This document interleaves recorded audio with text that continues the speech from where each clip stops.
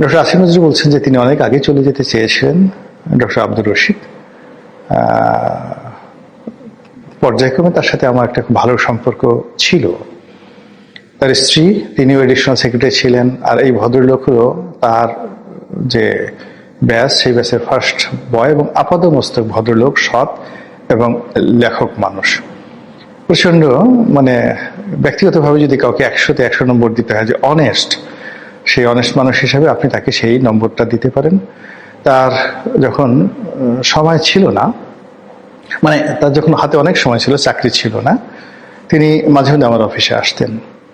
দীর্ঘ সময় আমরা গল্প করতাম। তার লেখা বেশ কয়েকটি বই তিনি আমাকে দিয়েছেন, আমার কয়েকটা বই আমি তাকে দিয়েছি, এরকম সম্পর্ক। তো হঠাৎ করে তিনি যখন একেবারে প্রথমে শিক্ষা সচিব হলেন, তারপর ক্যাবিনেট সচিব হলেন, আমার কাছে মনে হলো যে জিনিসটা ভালো হলো না। তা আমি কি যেন একটা কথা বলেছিলাম একটা জায়গাতে, একটু হালকা করে, যে এটা তার ঠিক হয়নি, এটার জন্য তাকে সারা জীবন পস্তাতে হবে। তখন তার স্ত্রী আবার আমাকে টেলিফোন করেছিলেন অথবা মানে একটা মেসেজ দিয়েছিলেন।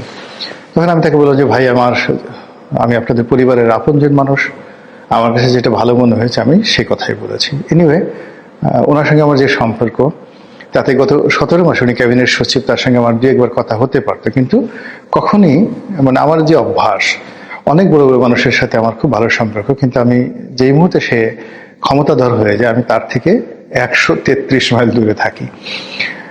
একইভাবে আসিফ নজরুল সাহেবের সঙ্গে ভালো সম্পর্ক, আমার ডিপার্টমেন্টের স্যার, বড় ভাই, বন্ধুর মতো সম্পর্ক, কিন্তু এই গত 17 মাসে তার সঙ্গে আমার কখনো কথা হয়নি। মনির হায়দার ছোট ভাই আছেন এখানে, সাংবাদিক, গোলাম মুর্তজা আছেন, আকবর আছেন, এদের সবার সঙ্গে সম্পর্ক ভালো, যারা ওনার প্রেস এন্ড মিডিয়া। এমনকি এই যে শফিক, যিনি প্রেস সচিব ছিলেন, তার সঙ্গে একটা টকশোতে আমি ছিলাম, আমাদের একবারই দেখা সাক্ষাৎ হয়েছে বা 2-3 বার টেলিফোনে কথা হয়েছে।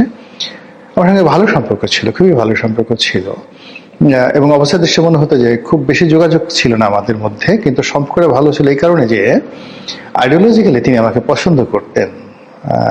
আর তিনি যে প্রতিষ্ঠানে চাকরি করতেন, ওই প্রতিষ্ঠানে এর আগে ভালো পদে আমার ভগ্নিপতি ছিলেন। তো সেই সুবাদে তার সাথে ভালো সম্পর্ক ছিল, কিন্তু শফিক সাহেবকে আমি কোনোদিন টেলিফোন করিনি।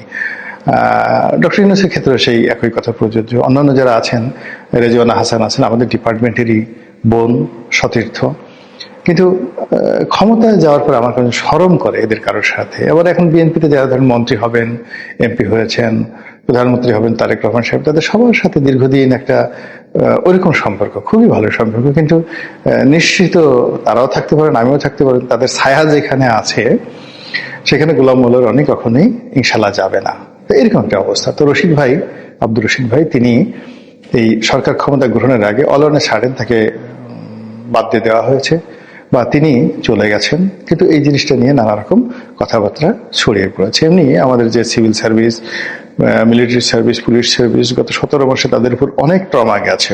গত 17 মাসে আবার যারা সরকারের খুব কাছাকাছি ছিলেন তাদের উপর যদি আবার দ্বিতীয় ট্রমা শুরু হয়ে যায়, এবং আব্দুর রশিদ সাহেবদের মতো এরকম লোক যাদেরকে জামাত ট্যাগ দিয়ে যদি প্রশাসন থেকে তাদেরকে চলে যেতে বাধ্য করা হয়, তারপর এই যে পুলিশের আইজিকে নিয়ে কথা হচ্ছে, ঢাকা মেট্রোপলিটন পুলিশ কমিশনার থেকে শুরু করে অন্য যে সকল পুলিশ কর্তাদেরকে প্রেশনে এনে বা অবসর থেকে এনে তাদেরকে নিয়োগ দেওয়া হয়েছে, তাদেরকে দ্রুত তাদের পদ থেকে সরানোর জন্য নানা রকম দাবি উঠেছে।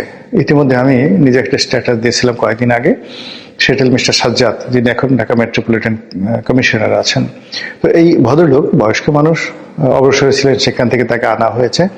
তো যমুনার সামনে যখন নির্বাচনের আগে আগে সেই এনসিপির না ইনকলাব মঞ্চের, হাদির ইনকলাব মঞ্চের একটা অনুষ্ঠান চলছিল বা অবরোধ চলছিল, সেটা তিনি যেভাবে শক্ত হাতে দমন করেছিলেন, সেটা যদি তিনি সেদিন না করতেন তাহলে নির্বাচনের মাঠে আমরা যে শান্তিপূর্ণ পরিবেশ দেখেছি সেটা নাও ঘটতে পারত। এখন বিএনপি ক্ষমতা এসে যদি সাজ্জাদ সাহেবকে মনে করেন যে না তিনি জামাতের লোক, তাকেও বাদ দিতে হবে বা ইত্যাদি ইত্যাদি ঘটনা, এটা খুবই একটা দুঃখজনক ঘটনা ঘটবে আমাদের সার্ভিসে।